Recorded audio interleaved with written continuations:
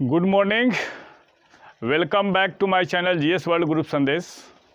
आज हम लोग करंट का सेशन शुरू करेंगे। हाल ही में सुप्रीम कोर्ट ने सुप्रीम कोर्ट ने आईपीसी की धारा, आईपीसी के बारे में समझेंगे। इंडियन पैनल कोड, इसका पूर्ण रूप क्या होता है? Indian panel code, Indian panel code होता है, ठीक है। और ये कब लागू किया गया था? 1862 में। किसके टाइम में? कैनिंग के टाइम में। उस समय भारत का वायसराय कौन था? कैनिंग ने किस धारा पर रोक लगा दी है? 124 से, जो किससे संबंधित है? राजद्रोह से संबंधित है। आप बताइए हमको, कल आज़ादी के 75 साल हो गए और आईपीसी को कब 124, आईपीसी जो होती है इंडियन पैनल कोड, उसमें राजद्रोह की धारा को 1890 में शामिल किया गया था। कब शामिल किया गया था? 1890 में।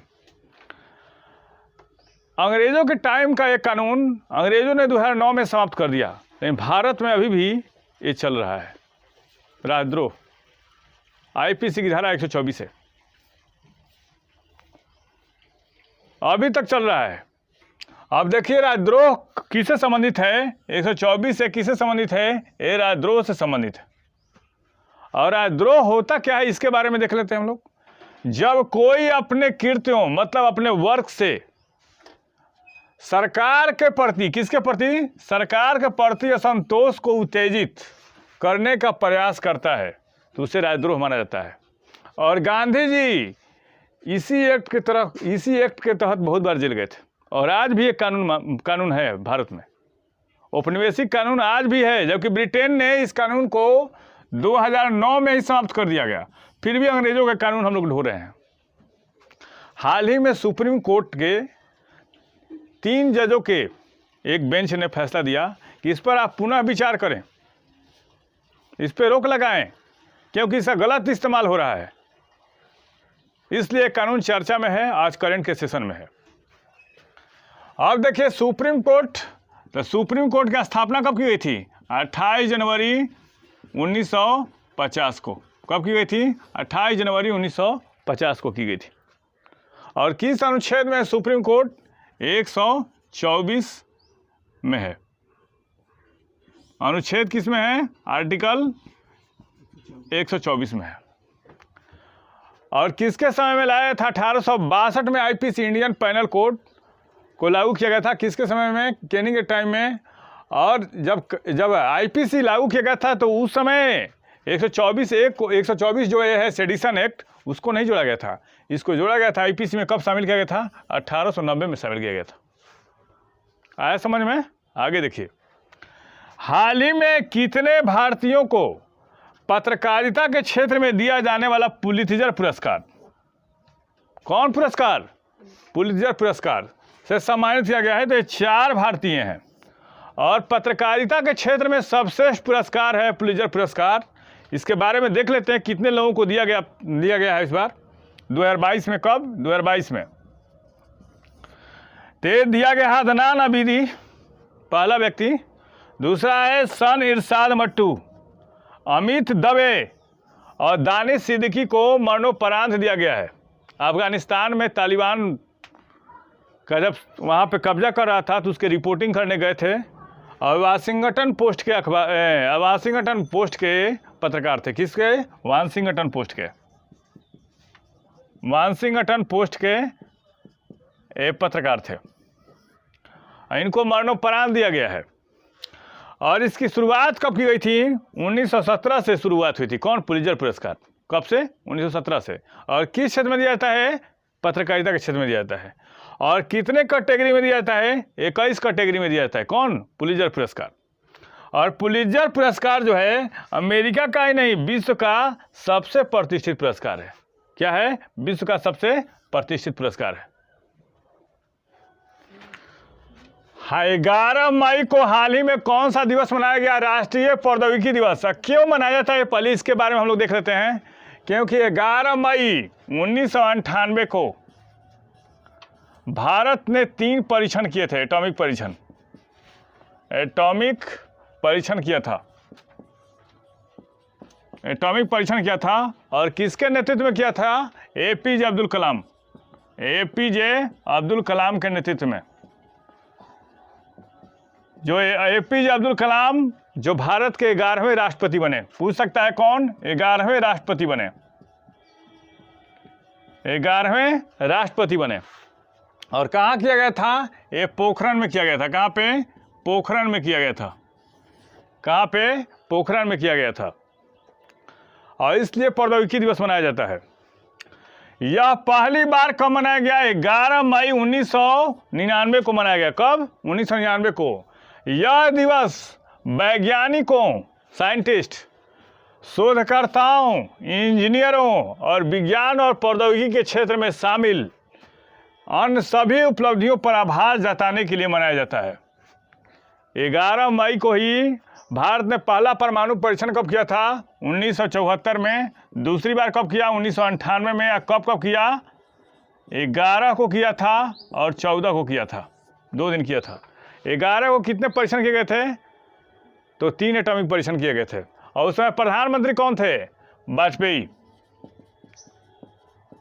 उस समय कौन? वाजपेयी।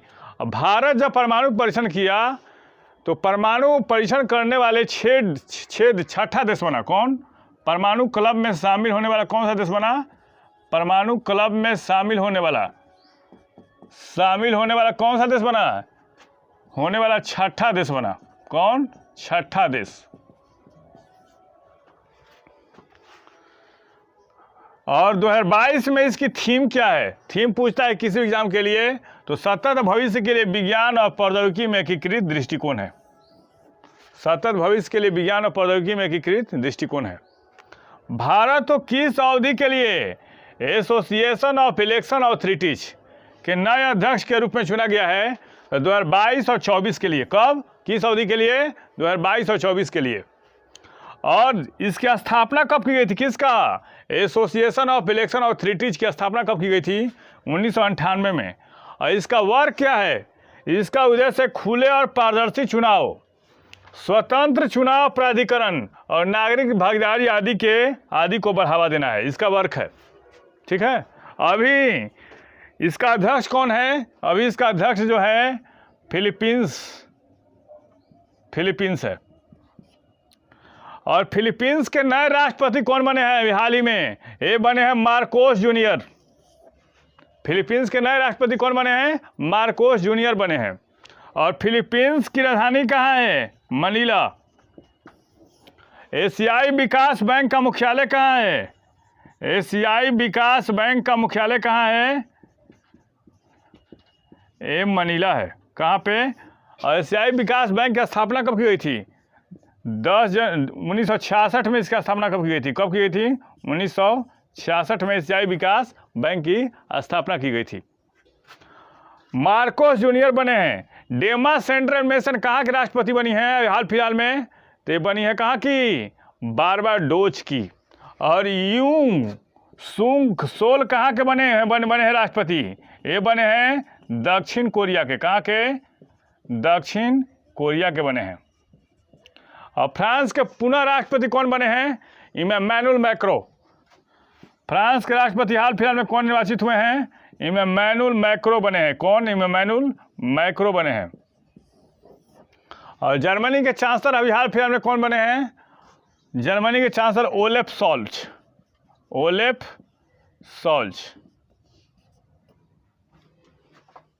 हाल ही में किस राज्य में त्रिशूर पूरम महोत्सव 2022 का आयोजन किया जा रहा है? ये केरल। कहाँ पे? केरल में। आप लोग कमेंट बॉक्स में बताइए कि ओणम उत्सव कहाँ मनाया जाता है? तो केरल में। यह आयोजन केरल के टूरिज्म डिपार्टमेंट और केंद्र सरकार के संस्कृति मंत्रालय, कौन? संस्कृति मंत्रालय द्वारा किया जाता है। और यह जो उत्सव है 200 साल पुराना है। कितना? 200 साल पुराना है। और इसे केरल के 10 प्रमुख मंदिरों में आयोजित किया जाता है। सबसे महत्वपूर्ण मंदिर कौन है? वडुकनाथ मंदिर। वडुकनाथ मंदिर। 11 मई को भारत के किस प्रसिद्ध वकील और स्वतंत्रता सेनानी की जयंती मनाई गई? ये कौन है? अरुणा आसफ अली। कौन? अरुणा आसफ अली। इनका जन्म कब हुआ था? 11 मई 1888 ईस्वी को। और इनके प्रमुख वर्ग क्या रहे? असहयोग आंदोलन में शामिल हुए। अंतरिम सरकार के गठन के समय में कौन थे? रेल मंत्री थे। कौन? रेल मंत्री। उड़ीसा के राज्यपाल और यूएस में अमेरिका के पहले राजदूत थे। कौन? यूएस अमेरिका के पहले राजदूत थे। हाल ही में किस राज्य में टमाटर फ्लू, कौन सा टमाटर फ्लू वायरस का मामला आया है? यह है किस राज्य में? केरल में। अब इसके बारे में जान लेते हैं कि टमाटर फ्लू होता क्या है। इसे टमाटर बुखार के नाम से भी जाना जाता है और यह रोग जो होता है 5 साल के कम उम्र के बच्चों को प्रभावित करता है और शरीर के कई हिस्सों में क्या पड़ जाता है? इसे क्या पड़ जाते हैं? ये छाले पड़ जाते हैं। हाल ही में खादी के लिए पहले उत्कृष्टता केंद्र का उद्घाटन कहाँ किया गया है? ये किया गया है नई दिल्ली में। और किसने उद्घाटन किया? केंद्रीय सूक्ष्म लघु मध्यम मंत्री नारायण राणे ने किया है। किसने? नारायण राणे ने।